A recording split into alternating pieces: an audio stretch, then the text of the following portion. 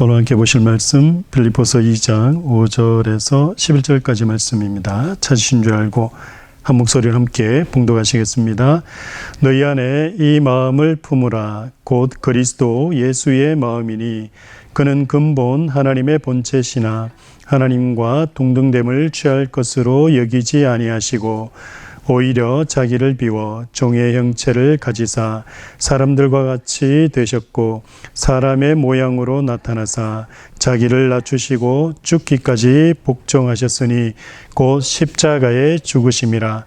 이러므로 하나님이 그를 지극히 높여 모든 이름 위에 뛰어난 이름을 주사 하늘에 있는 자들과 땅에 있는 자들과 땅 아래에 있는 자들로 모든 무릎을 예수의 이름에 꿇게 하시고 모든 입으로 예수 그리스도를 주라 시인하여 하나님 아버지께 영광을 돌리게 하셨느니라.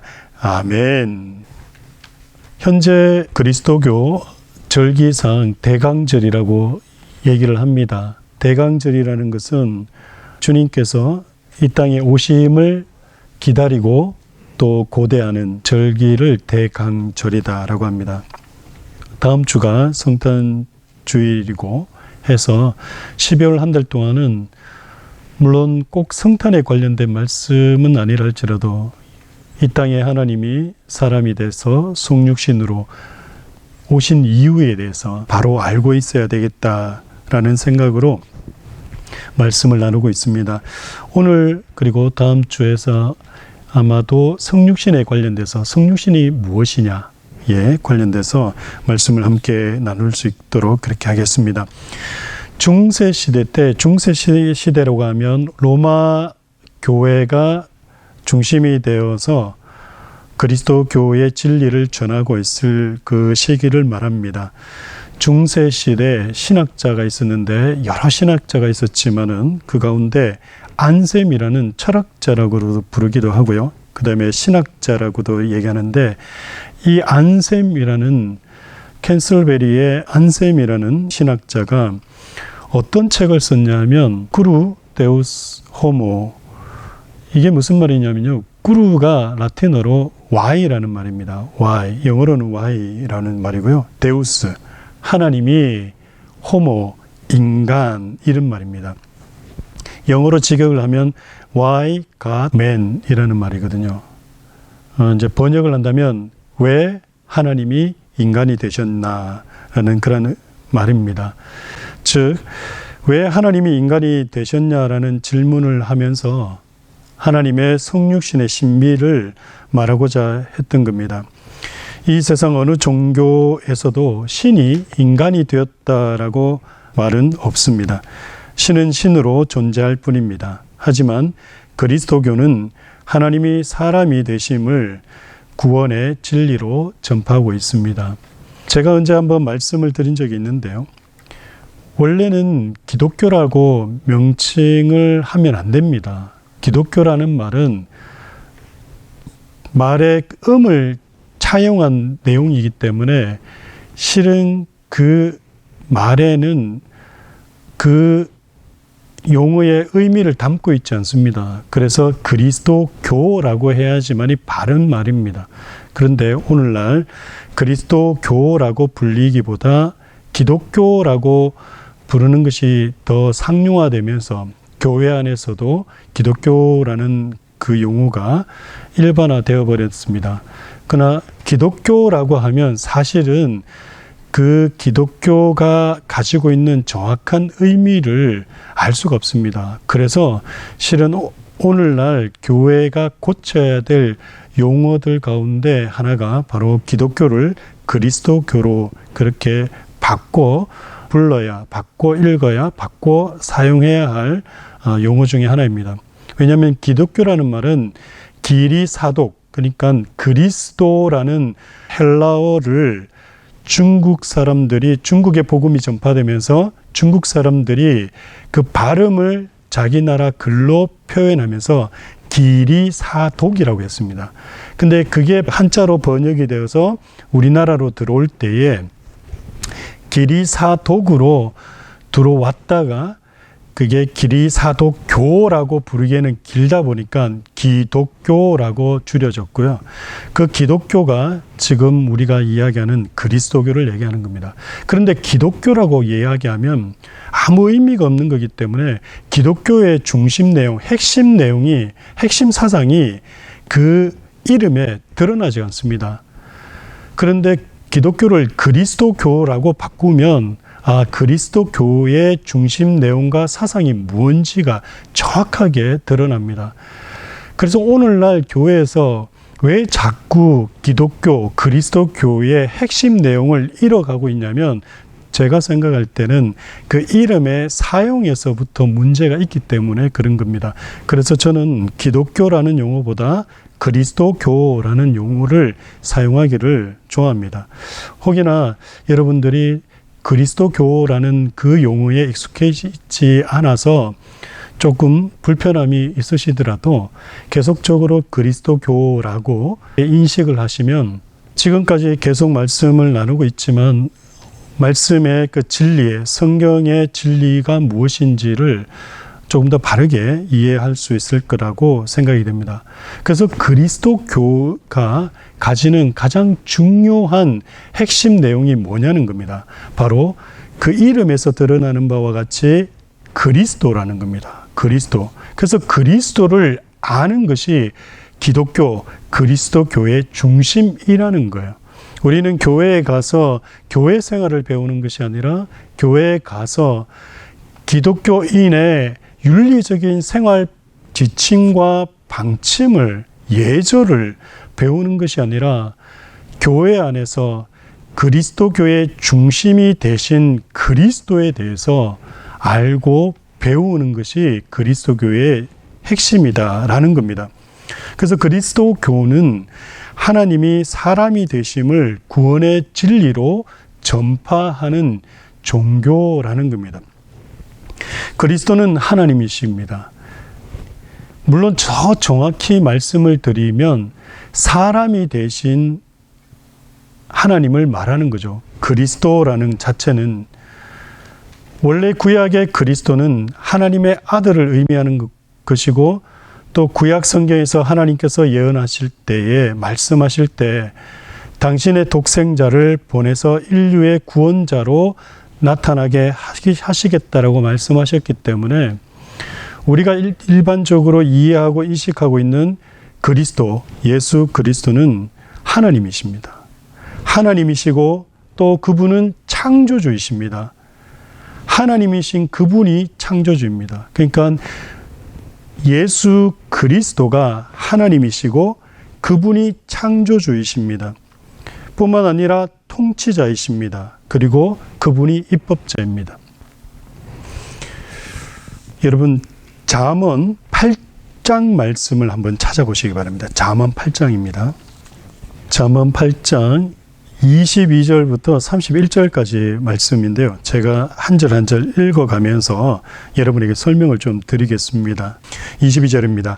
여호와께서 그 조화의 시작 곧 태초에 일하시기 전에 나를 가지셨으며, 지금 여호와께서 조화의 시작 곧 태초에 일하시기 전, 이 말은 창세전을 말하는 거죠. 창세전에 누구를 가졌다고요? 나를 가졌대요. 나를. 근데 이 나가 누군지를 보시기 바랍니다. 23절, 만세 전부터 태초부터 땅이 생기기 전부터 내가 세움을 받았나니. 그러니까 이 땅에 온 우주 만물이 창조되기 전부터 내라는 존재가 존재하기 시작했다라는 겁니다. 24절, 아직 바다가 생기지 아니하였고 큰 샘들이 있기 전에 내가 이미 났으며. 25절, 산이 세워지기 전에 언덕이 생기기 전에 내가 이미 났으며. 26절, 하나님이 아직 땅도 들도 세상 진토의 근원도 짓지 아니하실 때라. 그가 하늘을 지으시며 궁창을 해면에 두르실 때 내가 거기 있었고, 그가 위로 구름 하늘을 견고하게 하시며 바다의 샘들을 힘있게 하시며 바다의 한계를 정하여 물이 명령을 거스르지 못하게 하시며 또 땅의 기초를 정하실 때, 지금 뭐라고 그러냐면 바다의 한계를 정하셨대요. 그래서 물이 어떻게 한다고요? 명령을 거스르지 못한다. 이 말은 뭐냐면 바다가 땅을 침범하지 못하게끔. 여러분 지금 우리 플로리다는 바다가 많죠. 이 바다가 플로리다를 덮지 않는 이유가 왜 그런 것 같아요? 하나님을 모르는 사람들은 중력에 의해서, 달의 장력에 의해서 그렇게 된다라고 이야기를 하지만, 물론 과학자들이 그렇게 얘기하는 거예요. 하지만 성경은 하나님께서 명령하셔서 선을 그어 놓으셨기 때문에, 바닷물이 땅을 침범하지 못하도록 선을 그어 놓으셨기 때문에 그게 법이라는 거예요. 하나님이 그렇게 법을 정해 놓으셨다라는 거예요. 그래서 하나님은 창조주뿐만 아니라 또 뭐가 되신다고요? 예, 입법자가 되시는 거예요. 법을 세우시는 분이라는 겁니다. 근데 여러분 계속 보세요. 29절 제가 다시 읽으면서 설명드리겠습니다. 바다의 한계를 정하여 물이 명령을 거스르지 못하게 하시며 또 땅의 기초를 정하실 때 내가 그 곁에 있어서 창조자가 되어 날마다 그의 기뻐하신 바가 되었으며 항상 그 앞에서 즐거워하였으며. 이게 이해가 되세요? 지금 내가 창조되기 전에 온 우주 만물이 있기 전에 있었다라고 얘기하면서 누군가가 창조를 하는데 30절에 와서는 뭐라 그럽니까? 내가 창조자가 되었다라고 얘기하는 거예요. 그래서 온 우주 만물을 내라는 존재가 창조를 했다고 하는 겁니다. 여기서 삼위일체의 가장 기본 근본 원리가 나옵니다. 성부 하나님으로부터 성자 하나님이 출생했다라는 아타나시우스 신앙 고백이 거기서 나오는 거야. 그래서 초대교회 교부들이 그렇게 얘기를 한 겁니다. 성자 하나님은 삼위일체 하나님 가운데 성자 하나님은 성부 하나님으로부터 나오셨고 성령은 성부 하나님과 성자 하나님으로부터 출래하셨다고 얘기합니다. 출생과 출래는 달라요. 근데 이것도 나중에 기회가 되면 설명을 드릴 겁니다. 그래서 잠언 8장에 보면 삼위일체 교리가 정확하게 기록되어 있으면서 성자의 근원에 대해서 이야기합니다. 영원한 시간 전부터, 영원 전부터 영원한 때에 어떻게 해요? 아버지로부터 아들이 나셨다. 그래서 성자 하나님이 나셨다라는 것을. 근데 그 성자 하나님이 어떤 분이시다고요? 내가 창조자가 되었다. 그래서 누가 창조했다고 얘기합니까? 성자 하나님이 창조하셨다라고 얘기하는 겁니다. 그리고 31절 사람이 거처할 땅에서 즐거워하며 인자들을 기뻐하였느니라. 사람이 거처할 땅에서 즐거워했답니다. 하나님이 창세기 1장에 보면 하나님께서 온 우주 만물을 만드십니다. 그리고 2장에 가면 하나님께서 무엇을 만드십니까? 에덴의 동쪽에 동산을 만드십니다. 그래서 에덴 동산이라고 많이 그렇게 이야기하지만 사실은 에덴이라는 지역의 동쪽에 동산을 만드십니다. 그 에덴이라는 지역은요, 어느 정도로 넓냐면 미국 땅의 거진 3분의 1 규모입니다. 에덴 땅이. 그게 그 성경 지질학자들이, 성경 그 학자들이 추정하기로는 에덴이라는 그 땅은 굉장히 넓어요.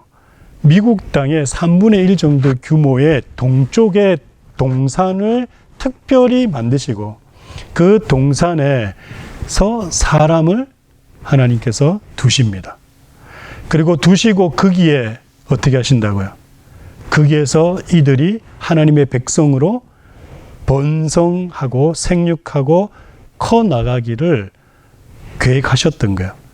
그런데 그 동산에 어떻게 하셨다고요? 31절에 사람이 거처할 땅에서 즐거워하며. 거기서 함께 하셨다는 얘기입니까? 안 하셨다는 얘기입니까? 함께 하셨다는. 그럼 에덴 동산에, 그 동산에 최초의 아담과 하와를 부른 그 하나님이 누구시란 얘기예요? 성자 하나님이시라는 거예요.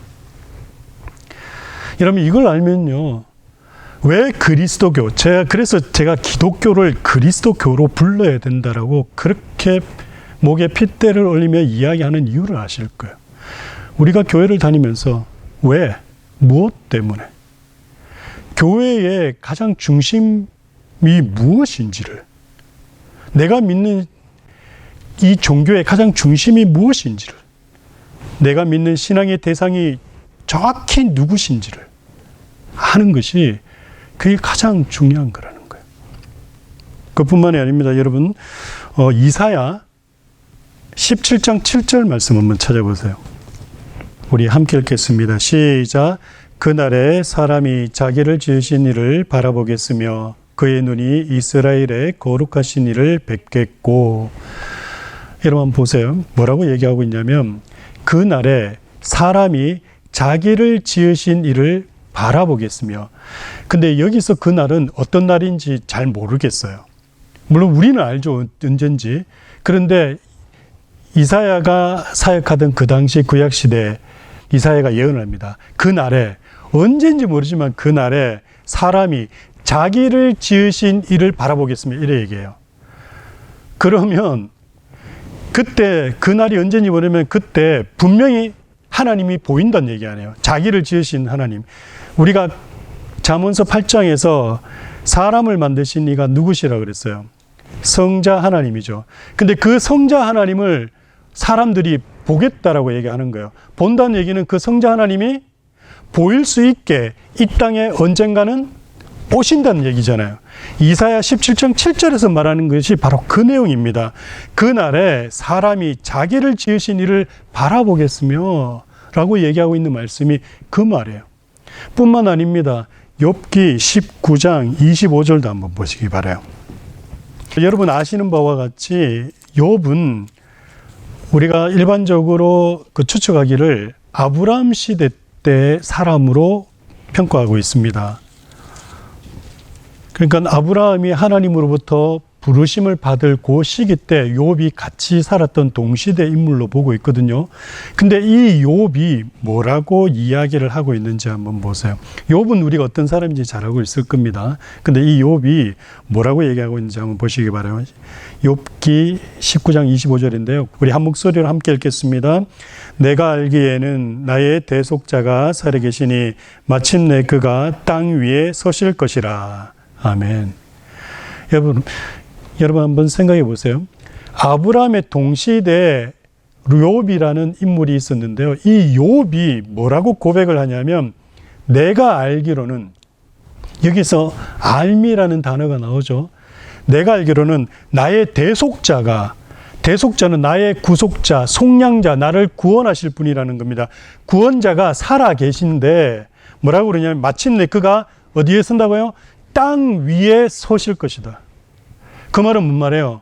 그분이 사람으로 이 땅에 오실 거다라는 것을 아브라함 시대에 살고 있던 욥이 이야기를 했다라는 겁니다.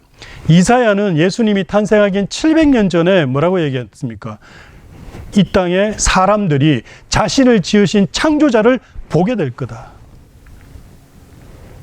그 말이 뭡니까? 눈에 보이지 않는 하나님이 어떻게 오신다고요? 눈에 보이는 하나님으로 오실 거다라고 예언의 말씀을 하고 있고, 그것이 지금으로부터 2000년 전에 저 이스라엘 땅, 그 땅에 하나님이 정말로 이 땅에 오셔서 자신이 만든 땅을 밟으신 거예요. 여러분 이게 이해가 되세요? 온 우주 만물을, 우리 우주를요, 우리는 측량할 수가 없습니다. 과학자들이 10년 전, 20년 전 측량했고 생각했고 연구했던 것보다 매해가 앞으로는 더 우주의 그 크기를 도저히 가늠할 수 없다라고 얘기를 해요. 그 온 우주를 인간의 지혜와 인간의 이성과 지식으로는 도저히 측량할 수 없고 계산할 수 없는 그 큰 우주를 만드신 하나님이 온 우주보다도 더 크신 분이잖아요. 그 하나님이 여러분 뭐하러 사람이 되셨냐는 거예요. 그래서 이게 믿기지 않는, 우리는 뭐라고 부르냐면 신비라고 그래 부릅니다. 근데 세상 사람은 뭐라 그럽니까? 뻥이라고 얘기해요. 뻥. 뻥 아닙니다. 정말 신비한 것이었습니까? 그래서 중세시대 신학자 안셈이 크르데우스 호모라고 얘기를 한 거예요. 왜 하나님이 인간이 되셨나? 왜 하나님이 12월 한 달 동안은 우리가 대강절 절기를 기억하면서 한 번쯤은 다 고민을 해봐야 됩니다. 왜 하나님이 인간이 되셨나? 그리고 하나님이 인간이 되실 수가 있었나? 생각해 보세요. 만약에 그게 가능할 수 있을까요? 이게 가능하다면 혹시 여러분은 그렇게 하시겠어요? 만약에 여러분의 집에 기르는 뭐 짐승 있죠? 동물, 개나 고양이 이런 그 짐승으로 여러분 자신을 바꿀 수 있다면 여러분은 만약에 개가 한번 되어 보시겠습니까? 어떤 분들은 한번 되어 보고 싶다. 개의 삶이 어떤지를 한번 느끼고 싶다 해가지고 되는 분들도 있을 수도 있습니다. 근데 제가 좀 불편한 말씀을 좀 드리면 그 변태입니다. 왜 됩니까? 개가 우리가 개보다 더 뛰어난데. 뛰어난 위에 있는 존재는 그 밑에 있는 하등의 존재의 삶을 살 필요가 없어요. 차라리 그 다스리고 사는 게 그게 정상적인 거지. 그렇지 않습니까? 우리 인간도 개나 고양이나 다른 우리보다 못한 짐승의 삶을 살아보라고 한다면 살지 않을 거예요. 그런데 여러분, 하나님이 신이 사람이 되셨어요. 그것도 자기가 만든 피조물과 같이 되셨어요. 이게 이해가 되냐고요. 그래서 우리는 신비라고 얘기하는 겁니다. 그렇기 때문에 왜 하나님께서 인간이 되셨는지에 대해서 더 정확하게 자세하게 알아야 되는 겁니다. 그리스도가는 하나님이시고 또 창조주이시고 통치자이시고 입법자이십니다. 그런데 그가 성육신에서 사람이 되시고 그 사람이 되셨다는 것은 바로 뭐냐면 자신의 피조물, 그 피조물 종의 형상을 입으셨다라는 겁니다. 오늘 본문 빌립보서 2장 6절에서 8절 말씀에서 얘기하는 것처럼 그렇게 얘기를 하는 겁니다. 그리고 주의 종이 되어 고난의 삶을 사시되 치욕과 고통을 당하여 보통의 사람이 감당할 수 없는 일생을 마치셨습니다. 그는 인류사의 최대 치욕인 십자가의 죽으심으로 땅 위의 삶을 마감하셨습니다.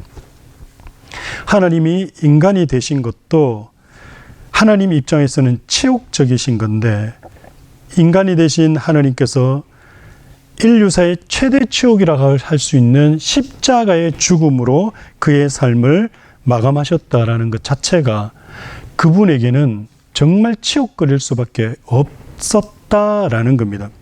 물론 그 후에 부활의 영광에 이르기는 하지만 하나님의 성육신과 삶, 고난과 죽음이 말로 할 수 없는 그분의 낮아지심이고 굴욕입니다.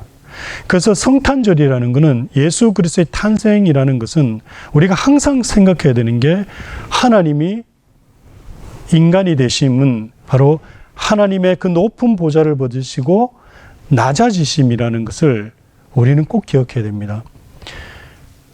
오늘날 세상은 성탄절을 그렇게 지키진 않습니다. 그렇다고 해서 교회나 그리스도인까지도 그렇게 지키지는 않는 건 아니죠.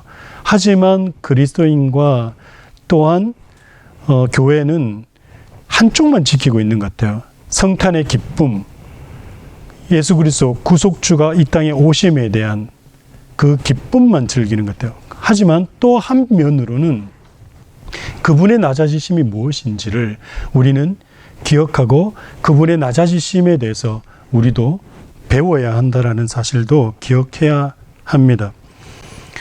하나님이 사람이 되시되 유례 없는 고난과 치욕을 당하심 그 자체 바로 낮아지심이다. 하나님의 자기 비하다라고 우리는 말합니다. 그리스도의 낮아지심 곧 그의 자기 낮춤은 하나님의 영광과 권세를 감추시고 나타내지 않으심으로 하나님으로 인정되고 경배받지 못한 것을 뜻하는 겁니다. 하나님이신 그분이 인간이 되셨다라는 그 내용 자체가 바로 뭐냐면 하나님의 영광과 권세를 스스로 감추시고 나타내지 않으셨다라는 거예요.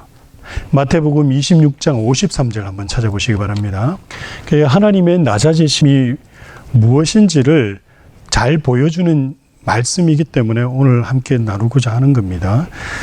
마태복음 26장 53절 함께 읽겠습니다. 너는 내가 내 아버지께 구하여 지금 12군단 더 되는 천사를 보내시게 할 수 없는 줄로 아느냐. 아멘. 예수님께서 십자가에 달리시기 전날 밤에 드디어 제사장들이 보낸 군인들이 와서 어떻게 합니까? 예수님을 체포하려 합니다. 예수님을 체포하려고 할 때에 그때 물론 요한복음에서는 베드로라고 표현을 하고 있기 때문에 베드로가 칼을 뽑아서 예수님을 잡으려고 하는 그 레위 군인이죠. 물론 레위 사람이라고 해도 되는데 어쨌거나 그 군인의 귀를 내려칩니다. 그리고 예수님께서 그 귀를 다시 떨어진 그 귀를 다시 그 사람의 귀에 붙여주시면서 베드로를 책망하시는 내용입니다. 내 칼을 도로 칼집에 꽂으라. 칼을 가지는 자는 다 칼로 망하느니라. 그러면서 하시는 말이 너는 내가 내 아버지께 구하여 12군단 더 되는 천사를 보내어서 이렇게 이 일을 하지 못하게끔 제사장들이 나를 체포하는 것을 막게끔 할 수 없어서 내가 이렇게 안 하는 줄 아느냐.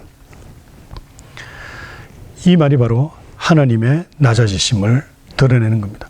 얼마든지 하나님으로서 자기의 신적 권위와 능력을 발휘해서 처리할 수 있음에도 불구하고 안 하신 거예요. 안 하신 거. 그 신적 능력을 감추신 겁니다.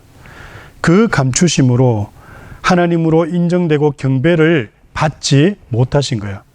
이 땅에 살면서 3년간 공생애를 하면서 어떻게 해요? 사람들에게 신적 권위를 나타내고 능력을 나타내가지고 자신이 하나님이심을 충분히 드러낼 수도 있었지만 그렇지 않았다라는 거예요. 왜요? 그렇게 해서 죄인을 구원할 수 있는 것이 아니었기 때문에요. 원래 하나님께서 타락하고 그리고 반역한 백성들을 다시 회복시키고자 할 때는 어떻게 하신 겁니까?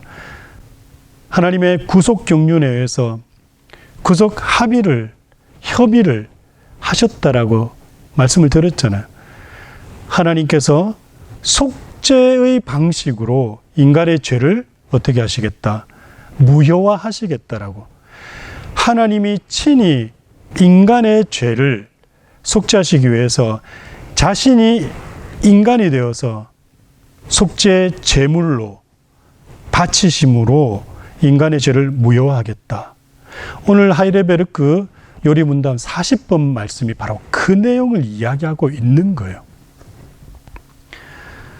그래서 여러분 누가복음 내용을 읽어보면요, 참 재미난 게 뭐냐면 누가복음에 여러 기적들이 막 일어나요. 근데 기적들이 일어나는데도 불구하고, 그리고 복음서 여러분 잘 읽어보세요.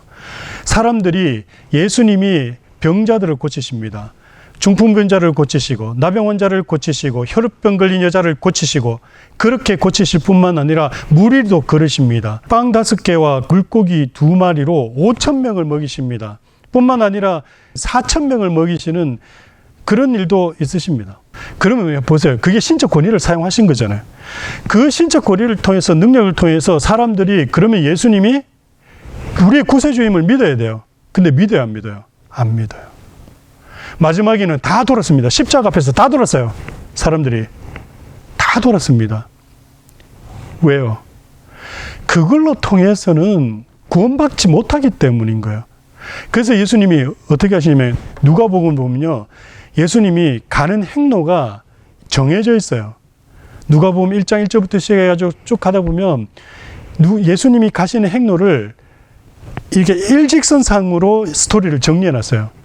결국은 어디로 가냐? 십자가를 향해서 가십니다. 십자가를 향해서. 왜요? 인간의 구속은, 죄인들의 구원은 바로 십자가에서 죽으심을 통해서 피 흘리심으로 인간의 죄를, 인간의 반역죄를 무효화하시겠다고 작정하신 그 작정을 이루시기 위해서 십자가로 가시는 거예요. 그래서 우리는요, 사람 변화되는 거, 여러분 어떤 집회 가면 왜 요즘 한참 뜨고 있는 어떤 전도사가 있더라고요. 그 전도사가 막 기적을 그리고 뭐라 그럽니까? 귀신 내쫓는 걸 축사라 그러나요? 그런 거 기적이 일으켜가지고 막 사람들이 막 몰려와요. 여러분 그렇게 해서 구원 못 받아요. 병자 어떤 유명한 신윤사를 가지신 목회자나 아니면 어떤 분이 막 기도해가지고 그 사람이 병 나았다 그래가 그 사람이 믿느냐? 여러분, 아닙니다. 그렇게 안 믿어져요. 잠깐 그게 동료는 될 수 있어요.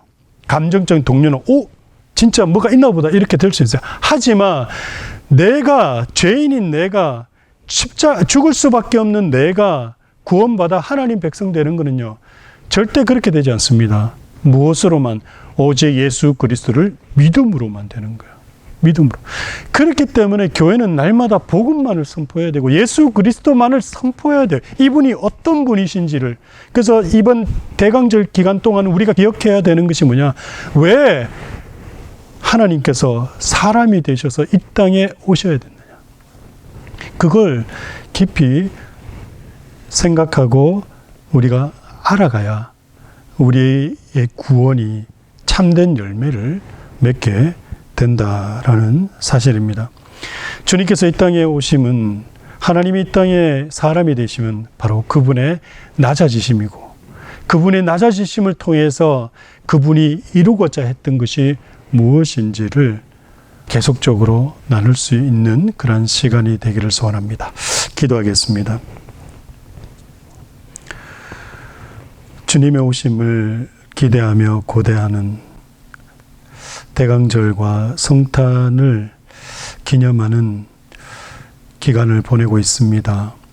하나님께서 이 땅 가운데 사람이 되사 성육신으로 오신 그 이유에 대해서 깊이 깨달아 알 수 있는 은혜가 우리 가운데 넘쳐날 수 있도록, 그래서 참된 구원의 진리가 우리 가운데 선포되어지고 또한 그를 믿음으로 말미암아 구원에 이르는 놀라운 은혜가 있을 수 있도록, 교회를 그저 습관적으로 맹탕으로 다니는 것이 아니라 참된 그리스도 구속주 하나님을 믿음으로 영원한 생명을 얻음을 아는 그런 은혜가 있을 수 있도록 이번 대강절기를 통하여서 주 예수 그리스도를 더 깊이 아는 은혜를 저희들에게 허락해 주시옵소서.